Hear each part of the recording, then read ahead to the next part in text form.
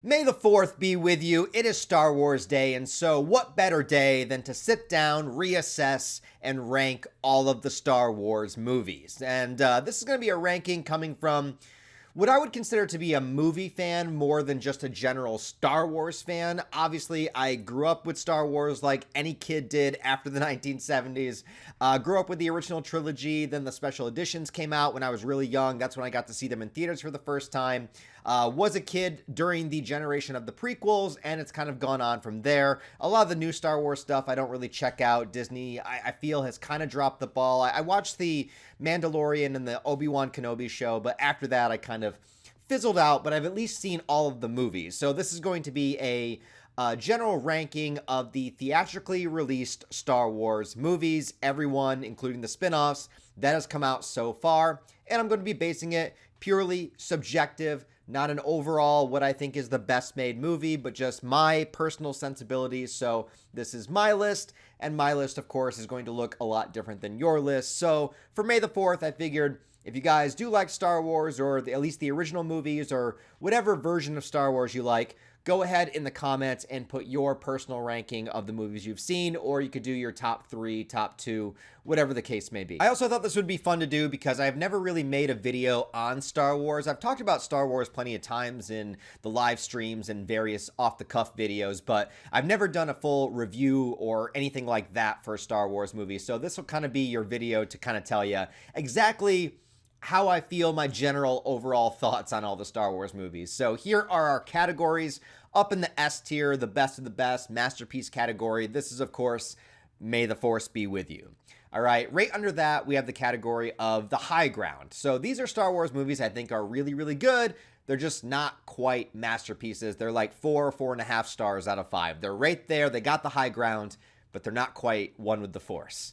Next one down is Don't Get Cocky. These are movies that I think are good, but I don't think they're overall that great. I think they're entertaining. I enjoy them, but don't get cocky. You know, they're not the best of the best. Then the next tier down, this is when we start to get a little bit worse. This is not the droids I'm looking for. So these are movies that I can't outright say are terrible, but they're not my cup of tea. I don't really care for them that much, so they're not the droids that I'm looking for.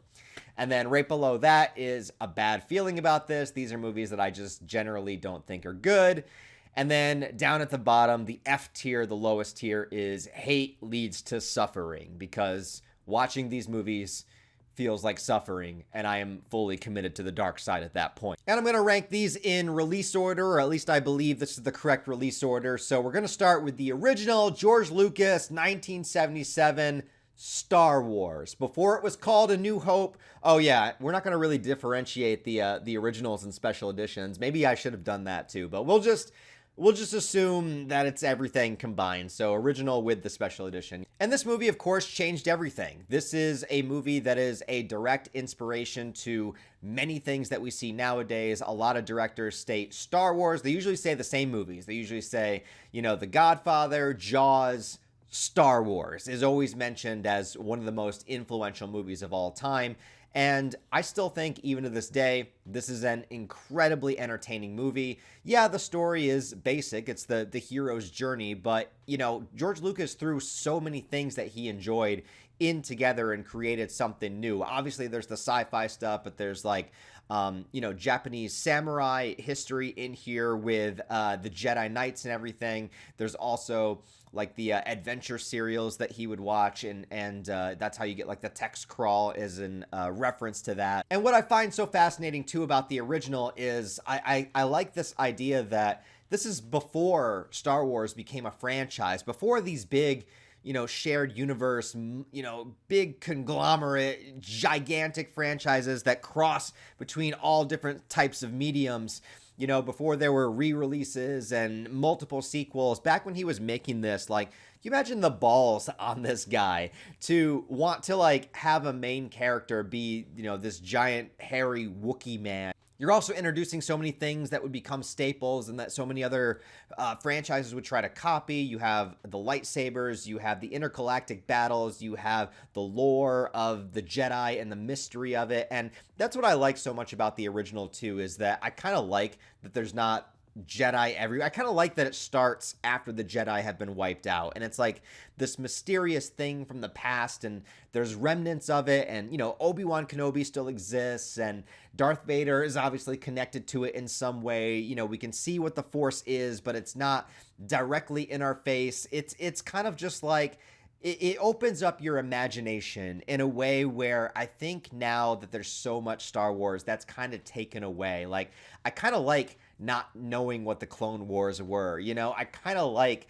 not really knowing if there could be other Jedi out there. I kind of like all of these little mysteries that make you think. And as a little kid watching it, there's so much that's unanswered that for me, I kind of like that. Sometimes in storytelling, I really enjoy things not being explained to you. Not that they don't have answers, but I think it allows each individual viewer to kind of come up with their own answers. Like at that time, you could imagine what a Wookiee planet would be like. You could imagine what the Jedi were like. The Clone Wars could have been anything that you could have come up with. So everybody that watches it, can make their own history of Star Wars at that point. And I think that's really cool and something that's been lost over time. I think it still holds up. I think it's a great representation of the hero's journey. And I don't personally get tired of it. So for me, the original Star Wars is going to go up in May the Force Be With You. And after that, we get Empire Strikes Back. And I'll say this right off the bat. This is my favorite Star Wars movie. So obviously, it's going to go up in May the Force Be With You. And I am going to put all of these in order. So I'm going to put this above the original Star Wars. To me, this is a sequel that outdoes the original. I think it takes the groundwork of it and really doubles down on all of the things that you want to see. You get more of the Jedi training. You get more characterization from Han Solo and Princess Leia as well. You get to see her. So in the first movie, she's mostly just captured the entire movie. I mean, when she breaks out, she does some cool stuff. But in this movie, in Empire Strikes Back, you really get the sense that she is General Leia, that she is in charge of a lot of people and has that authority to her. But then you also have Han Solo, who's just this scruffy nerf herder that's wooing her subtly, slowly but surely. And I like how the characters are separated, right? So in the first movie, we have the characters all coming together from all different pieces of life. You got Luke, meeting Obi-Wan, and then they meet Han and Chewie, and they go on the adventure and meet Leia, and everybody comes together.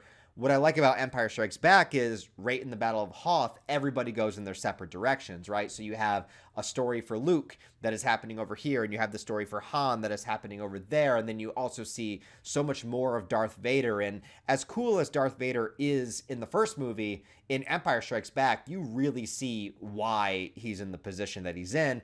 And you also get these teases of the Emperor. So there's so much going on here that I think is great. I love the introduction of Yoda and how he seems like this goofy old man, but then you see that he actually is this wise master, and the cautionary tale of Luke.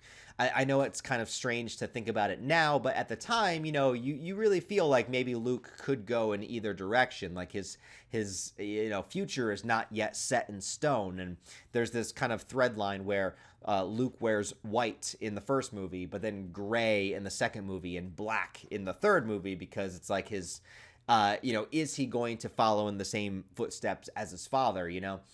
This, of course, has the reveal. Spoiler alert, that Darth Vader is Luke's father. And I think personally that Empire Strikes Back has the best lightsaber duel. Not in the sense of choreography and spectacle, but in the sense of seeing this young man really trying to prove himself and do something, not aware that Vader's his father. And through the course of the battle, Vader is continuously testing him, and Luke is just fighting his heart out. Vader, most of the time, is fighting with one hand. It's like Luke does get, a couple of shots in, but I love the kind of slow revelation of Luke just being totally out of his element. And then we have Return of the Jedi. This is a lot of people's favorite movie in the series, in the franchise, and I can definitely understand why. I think Return of the Jedi has amazing moments to it. The beginning at Jabba's palace is fantastic, and of course, everything that happens in the throne room with the rematch of Luke versus Vader with the Emperor watching, and of course, throwing his lightsaber down, I will not turn to the dark side. I'm a Jedi like my father before me. Like, just chills every time, right? It really shows the culmination of Luke's character that I feel was ruined later on, but we'll get there. But I think that's That's the defining feature of Luke. But I do also have to say that there are plenty of things in Return of the Jedi that I don't think are great. Mostly because at this point the story is so focused on Luke that I do think it kind of lets down the other characters. I mean, yeah, Han and Chewie and Leia and all of them are fighting on Endor, but they just don't have as many moments, or I guess like character defining moments in this movie. And every time I watch it, after Han is rescued in the beginning, I just want Han to do a little bit more, but it feels like he's kind of just there. Like, yeah, I know they're all involved with the battle, but Luke gets such specific things to do, and I just want to see that for the other characters, and I just don't think that they really get it. I'm also not big on the Ewoks. Like, I don't hate them. I'm not an Ewok hater.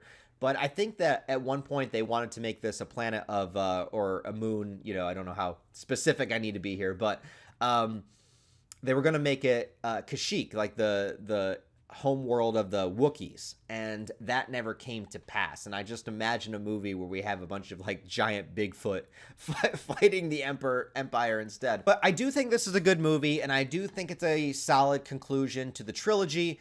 I just don't think it's as good as the first two. So for me, Return of the Jedi is not quite a masterpiece, but it's right there. So I'm going to put Return of the Jedi at the high ground.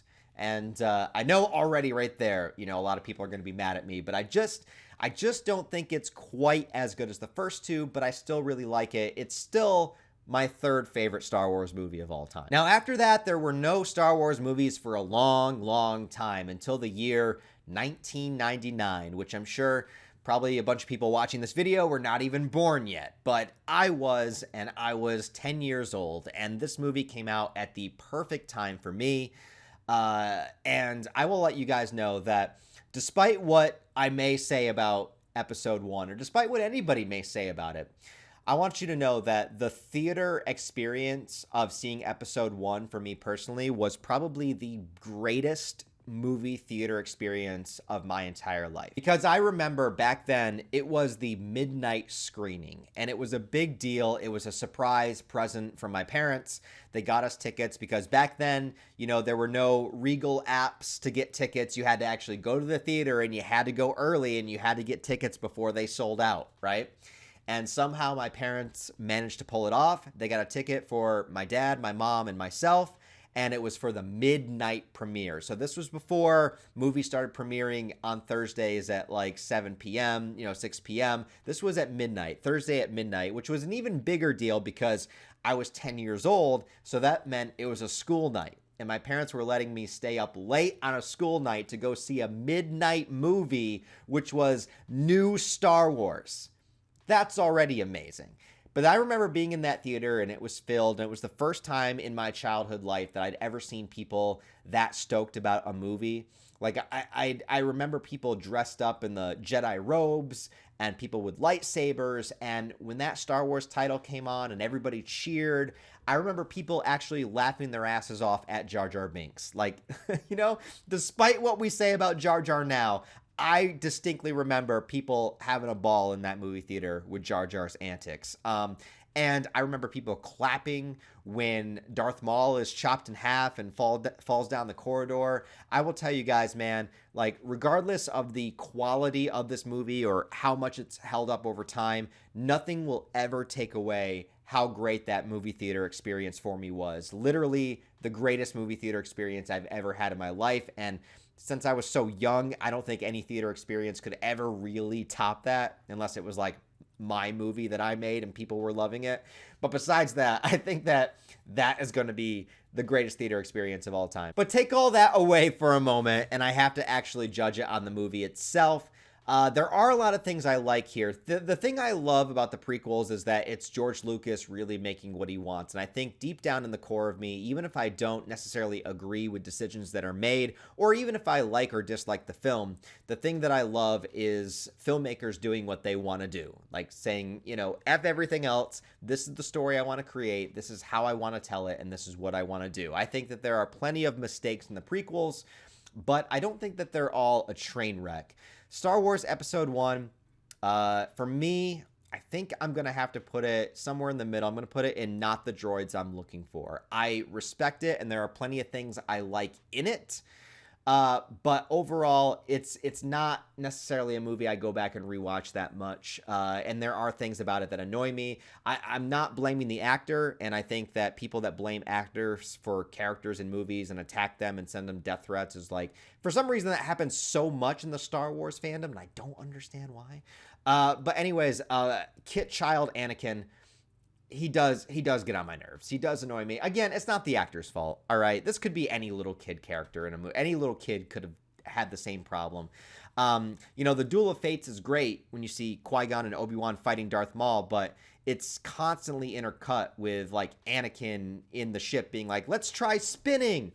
I'm not big on like the pod racing segment. I'm not, I'm fine with the story. The story is fine, but there's just a lot of things here that don't hold up for me over time. Then we get to Attack of the Clones. And look, once again, I think there's a lot of things in this movie that don't work for me, that don't necessarily hold up over time. This was when filmmaking was really changing a lot in the early 2000s. A lot of people were starting to switch from shooting on film to digital. And I could be wrong. Somebody fact check this, but I think Attack of the Clones was either the first or one of the first movies to be shot digitally all the way through. So they were trying a lot of new things, and these movies are filled to the brim with digital effects and CGI and green screens and stuff. And at the time, that's another thing that I think people need to remember about the context of the prequels, is that at the time, a lot of that stuff was brand new. So filmmakers were really experimenting with it. It's like now we've seen it so much that it's become nauseating, and we hate seeing actors in front of a green screen 24/7. But back then, when they were making the Star Wars prequels, this was like the early stages of that. And so obviously they were kind of try to like push the boundaries and see how much they could do with it, right? I don't hate Hayden Christensen in this movie. I don't think he's great, but I think he gets way better in the third movie. There are things in here I really like, though. I like Obi-Wan's side story fighting Jango Fett. I love the giant battle in the Colosseum, from them fighting the monsters to, evolving to all the Jedi showing up. And of course, Christopher motherfucking Lee as Count Dooku, Dracula himself. Come on now. So there's good things in here. And once again, I know some people don't like seeing Yoda with a lightsaber. They think that he should be, beyond that, right? And I can understand that argument. But once again, I will tell you, when Yoda pulled out that lightsaber in the movie theater for the first time, everybody lost their shit, man. It blew everyone's mind. And that's, again, one of those moments that I'll remember forever. I like it more than The Phantom Menace. Not by much, but I do like it more than The Phantom Menace. So I think I'm going to say, again, not really the droids I'm looking for. Next, we have the conclusion to the prequel trilogy, Revenge of the Sith, which just celebrated its 20th year anniversary. And most people say this is the best of the prequels, and they are absolutely correct. This is the best of the prequels. This is the most fun to watch. It tells the most of the story. It's Anakin's full shift to the dark side. The battles and fight choreography are absolutely amazing here. But the fight between Obi-Wan and Anakin at the end of the film, that, like I said, like Empire Strikes Back is my favorite lightsaber duel because of like the emotion and the meaning behind it. And there's tons of emotion here too. But like, as far as the choreography goes, this is still the highest bar of the choreography between a lightsaber duel in any of the Star Wars movies, bar none. Like, nothing comes close. Even Duel of Fates doesn't come close, I don't think, to the fight scene at the end of this movie. There's also a lot of other things in this movie I think are cool. I really like General Grievous, and I'm glad we get Ian McKellen as the Emperor, or the Chancellor turning into the Emperor, whatever the case. He gets so much time to shine here, and that's actually one of my gripes about episode 1 and 2, is that I want more of him. I wanted more Palpatine, because even though it's an origin story for Anakin, I feel like Palpatine should be a very, very important part of that. And he is in episode 1 and 2, but like, he only really gets a lot of time to shine in episode 3. There are, of course, a lot of cheesy things in here. I think the worst thing about the prequels to me is the dialogue. And I think that George Lucas is an amazing creator when it comes to world building and, figuring out a story to tell. But when it comes to writing dialogue that feels normal and natural and flowing like a regular conversation, he's not the best. And then on top of that, you have actors that are acting against green screens and tennis balls, and it's like they have to imagine all of this while they're there. So it makes it difficult, and that makes some of the dialogue come off really kind of cringy and corny, and all of that is in there. You have the Darth Vader, no, but overall, though, really enjoy this one. Definitely my favorite of the prequels. And I legitimately really like this one despite its flaws. So I'm going to put this up in the high ground. I'm going to put it below Return of the Jedi. But I think of the prequel era, absolutely by far the best. From here on out, if you're a massive Star Wars fan, I apologize for a lot of my upcoming opinions. But from here on out, listen, if I only had these 6 Star Wars movies up here, I'd be fine with that. I honestly, in my world, in the world of Ryan, the only Star Wars I need are these 6 movies. All right. Anything else, anything beyond the George Lucas era, I really don't necessarily need it. That's not to say that every movie left here is a train wreck, but if I only had these 6, I would be just fine. But unfortunately, I do not, and there's plenty more to talk about. So first up is the animated Clone Wars movie. Now, I will be honest with you guys. I have seen this movie, but I saw it when it came out in theaters, and that was like 2008. I haven't watched this movie since 2008. So I can't give it the lowest rating because I don't remember it that well. But I remember not liking it. So I'm going to put this in bad feeling about this, simply because I don't really remember it. It's been, 17 years since I've seen it? I kind of forgot it existed. Actually, until I was doing this list, I was like, okay, I'm going to rank every theatrically released Star Wars movie. And I was like, wait, they released an animated movie. It's something I haven't thought about in years and years and years. So I remember not liking it, but I don't really remember why. After that, many years went by, and George Lucas sold the rights to Star Wars to Disney for like billions and billions of dollars. And on the one hand, I understand. That's billions and billions of dollars. On the other hand, he was already a multimillionaire, and he had at least control creatively over what came out of Star Wars. After relinquishing that control, I really do feel like it just imploded on itself. But Star Wars Force Awakens. Let's talk one at a time.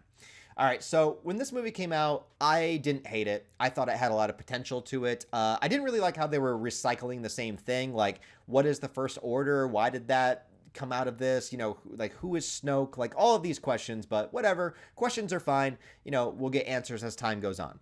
I didn't love Rey as a character. I didn't love a lot of characters in this movie. The only character I thought had a lot of potential was Finn. I really thought it was going to be a cool story to talk about how a stormtrooper, a nobody, because stormtroopers throughout the whole series were just fodder. They're just nameless, faceless. They all wear the same outfit. They all sound the same. Like they're just there to get in the way, to shoot at things, to miss terribly, get killed, or whatever the case may be. So I thought it would be a great story to take somebody that is considered to be insignificant, that doesn't matter, that's just a tool, just a peg on the board, a pawn in this chess game of Star Wars, a stormtrooper that decides to break out of that, join a resistance, and then eventually maybe become a Jedi. Like taking like somebody coming from absolute nothing into becoming this great warrior. That would have been an amazing character arc. And that's what I really thought they were setting up with Finn in Force Awakens. After that, that never happens. But at the time, like Force Awakens was giving me that hope, right? That would happen. And then I thought Harrison Ford was very good in the movie. I thought that he actually put in a pretty good performance. But seeing where the series went, it's hard to go back and watch Force Awakens the same way I watched it when it came out. Just like I can't watch Episode 1 in the same amount of hype that I had as a 10-year-old. After seeing the conclusion to the sequel trilogy, I can't really look at Force Awakens the same way because I know where everything is going to go. There's good action in it. There's things I like in it. The music is solid. Harrison Ford is good, but ultimately it is just not the droid I'm looking for. And since I like the ultimate culmination of the prequels more, I'm going to put it even below Episode 1 for me. At the time it came out, I probably would have put it above Episode 1 and 2. But after seeing how things turned out and knowing that a lot of the questions that are asked in Force Awakens, I don't really care for the answers, I gotta put it below. After that, we have Rogue One, the first Star Wars spin-off movie. So a movie that is not one of the main numbered titles. It's not Episode 8. It was Rogue One. And it took place in between Episode 3 and Star Wars, the original A New Hope. This was a really cool idea, and there are a lot of things I like about this movie, and I like how they took the approach of basically making it a war movie, but hey, guess what? It's Star Wars. Donnie Yen is in there, and I've always been a big fan of Donnie Yen. Love to see him. Plays a blind warrior multiple times, like this movie and John Wick Chapter 4, but I've always loved Donnie Yen, going back to like the Jet Li Bodyguard movie and the Ip Man movies and everything that he's in. And of course, it has that scene with Darth Vader at the end, which may be a tacked on scene, but Jesus, if that's not the coolest Darth Vader scene of all time. A buddy of mine says that Rogue One is the best Star Wars movie, but what he means when he says that is that this is the best, like, singular movie. Like, you can just watch this on its own. You don't need to have a trilogy. You don't need to have sequels. Rogue One can truly be enjoyed just as a movie. And I think in a series that's as big and as expansive as Star Wars, that's a really hard thing to do, to make a movie that just stands by itself. Obviously, it's enhanced by seeing the other movies, but yeah, you could theoretically watch Rogue One on its own and understand it just fine. I think it's really good. I think the action is great. Gareth Edwards, who directed, the Godzilla 2014 movie, did this.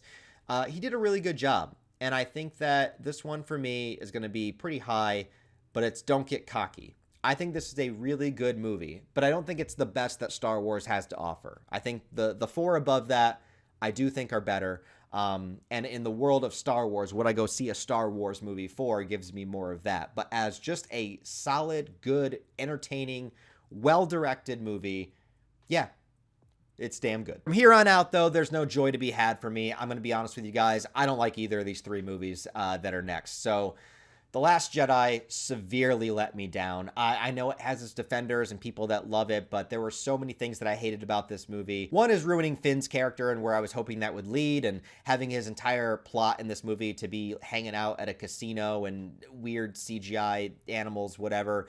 I also really don't like the depiction of Luke Skywalker here. I was open to give it a chance because I like the idea of, what happened to him, where did he go, what kind of grizzled old man did he become. But the whole history of him almost killing Kylo, look, I know a lot of people have defended it and explained it, but to me, it just makes no goddamn sense when you look at who Luke was in Return of the Jedi, and you saw how hard he fought to not kill his father and to bring him back from the brink after all of the terrible things that Darth Vader has done. And then you have Kylo, who hasn't done anything yet, but Luke has a premonition, and even if he doesn't do it, thought enough to bring his lightsaber out. You know what I mean? It just doesn't, to me, it doesn't make any sense. But hey, whatever. I know people like it, and look, if you like it, then that's fine. I'm not somebody that cares about other people's movies' opinions like that. I know it's the internet, and that's a rare thing these days. Like, death threats are brought upon people that don't have the same movie opinions as you. I'm not that guy. So if you love The Last Jedi, that's fine. I'm not saying you're wrong for liking it, but for me, it just didn't work. I just didn't like it. I just didn't care for what they did. And I really, really was hoping that, you got Mark Hamill, Harrison Ford, Carrie Fisher back. You got all of the main three characters back. I was hoping you could at least come up with one scene where they would all be together, even if it was a flashback. And they couldn't even do that. So, yeah, don't like Last Jedi. I'm going to put Hate Leads to Suffering. Absolutely my least favorite Star Wars movie of all time. Then we have the second spinoff and the last spinoff, perhaps for a reason, which is Solo, a Star Wars story. This is a prequel origin story of Han Solo. And look, right off the bat, that's not going to work. You know why? Because Harrison Ford is Han Solo. There are many characters in fiction that you can recast and that you can do a younger version of and this or that, but there are some actors that have defined a role so well and over multiple decades that you just cannot recast them. It just doesn't work. To me, Robert Englund as Freddy Krueger is one of those characters, and also to me, Harrison Ford as Han Solo is one of those characters. I think the guy that they casted did an okay job. And overall, I didn't hate the movie, but it seemed unnecessary. It's one of those things also where, as I said in the very original Star Wars, kind of using your imagination is more fun. Like, what is the backstory between Han Solo and Lando Calrissian? I don't need to see it. I like having my imagination fill in the gaps for me. I don't need to know what the Kessel Run actually was. I don't need to see it. I like having my imagination to figure out what it could have been. I don't need to see how Han and Chewie met each other. I kind of like coming up with their own backstory myself. All of the things that I think are really fun about a franchise like Star Wars, which is just the wonder and majesty of what could be and how things could have happened, what things might have led to. All the questions that you can come up as a fan and have your own personal adventures in your head, the more that you explain, the more that you just say, nope, this is how it happened, I think it takes away something from Star Wars. So, yeah, I'm going to put the Han Solo movie, maybe ironically, in a bad feeling about this. And lastly, Rise of Skywalker. They had a hard time with this movie because Force Awakens and Last Jedi were direct polar opposites of one another, and the biggest issue to me about the sequel trilogy simply comes down to this, and it's that they didn't map out their story ahead of time. They had this whole idea where each movie was going to be helmed by a different director, and they were going to take where the last one left off and can expand upon it, but the problem is, when you're making a trilogy of movies, you have to have some kind of cohesion, you have to have some kind of thread that connects them all together. The prequels, as much as people don't like them, has a story, has a beginning, middle, and end. It has a thread line. It has something to say. It has a goal to get to. The sequel trilogy, Force Awakens did one thing, Last Jedi did another thing, and then Rise of Skywalker, that's supposed to wrap up a story that has two parts that have nothing to do with each other, has to somehow try to make all this make sense. And what did they do? We're like, yeah, we don't know. We're just going to throw Palpatine back in here. It's just like, what? And then which that kind of discounts everything that Luke and Anakin went through in the first 6 movies to have Palpatine come back for no friggin' reason. They couldn't even figure out what their main character was. Who is Rey? She's an orphan. No, she's a Skywalker. No, she's a Palpatine. No, she's not, but she's a Skywalker anyway. And in this movie, they try to make the trio of Rey, Finn, and Poe, you know, seem like they've been through all these adventures together, like they've been together, that they're these friends with tons of history, but they don't even really interact that much in the first 2 movies. And it's like, they're not Han, Luke, and Leia. Like, that's a different thing. And I get that they tried. And again, it has some moments. I don't think it's as bad as Last Jedi, but it's still in the bottom category for me. So it's my next to last. And everybody's going to have their own ranking that makes sense to them. Everybody has different sensibilities and everyone likes different things for different reasons. If you have the complete total opposite list of mine with Last Jedi first and Empire Strikes Back last, I probably don't understand you as a person, but you're valid for having that opinion. Or at least valid for the ability to have an opinion. But still, I'd say maybe see a therapist. Anyways, happy Star Wars Day, everybody. There's a quick run through of what I feel about all the movies and where I would rank them. Let me know your ranking down below. Thanks as always for watching, guys. Appreciate it. Give the video a thumbs up and a comment. Help it out in the algorithm. Happy Star Wars Day to you all. Go watch a good Star Wars movie, whatever you consider a good one to me. And I'll talk to you guys next time. Take care.